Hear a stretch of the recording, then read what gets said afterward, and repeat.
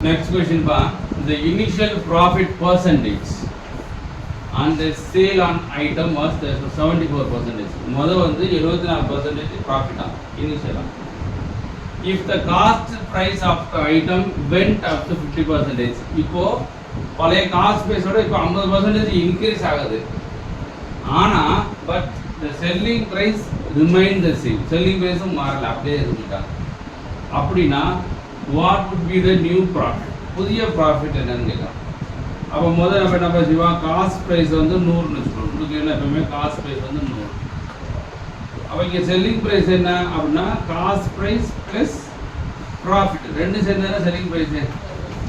அப்போ cost price 100%, profit எத்தனை percentage பா 74%. அப்போ செல்லிங் பிரைஸ் வந்து 174% செல்லிங் பிரைஸ். இப்போ என்ன சொல்றாங்க, காஸ்ட் பிரைஸ் வந்து 50% வெண்ட் அப் அப்படினா இன்க்ரீஸ் ஆன அர்த்தம். அப்ப 50% இன்க்ரீஸ் ஆன new selling price, new cost price 100% plus 50% increase ஆன சொல்றான். அப்போ 150%. முதல்ல 100%, 100ல 50% இன்க்ரீஸ் ஆனா 150%. அப்போ நியூ காஸ்ட் பிரைஸ் 150%. அப்ப நியூ செல்லிங் பிரைஸ் இங்க இருக்க பாரு, but the selling price remain the same. பழைய செல்லிங் பிரைஸ் என்ன அதே தான் இங்கேயும் சொல்றான். அப்ப இங்க என்னது 174% தான். அப்ப காஸ்ட் பிரைஸ் 150, செல்லிங் பிரைஸ் 174. அப்ப ப்ராஃபிட் வந்து 24%.